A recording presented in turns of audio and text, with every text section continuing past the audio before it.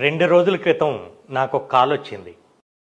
Vanasthalipuram FCI కాలనీలో ఒక 400 గజాల ప్లాటు 20 సంవత్సరాల పాతింటితో సహా సేలుకొచ్చింది.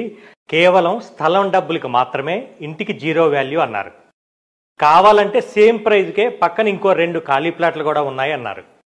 అయితే ఆ ఇంటి ఓనర్తో జరిగిన సంభాషణలో ఆశ్చర్యకరమైన విషయం తెలిసింది.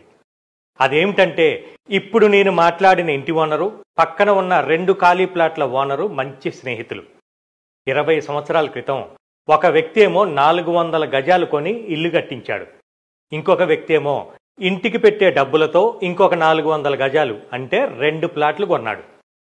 ప్లాటు కొని ఇల్లు కట్టించిన ల్యాండ్ ఓనర్కేమో ఇప్పుడు ఇంటి వాల్యూ జీరో అయిపోయి కేవలం ఖాళీ ప్లాట్ వాల్యూ మాత్రమే వస్తుంది.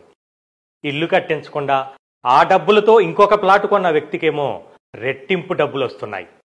ఇప్పుడు మీరు చెప్పండి, ఇల్లు కానీ అపార్ట్మెంట్లో ఫ్లాట్ కానీ కొనటం బెటరా, ఓపెన్ ప్లాట్ కొనటం బెటరా? రియల్ ఎస్టేట్లో కొన్ని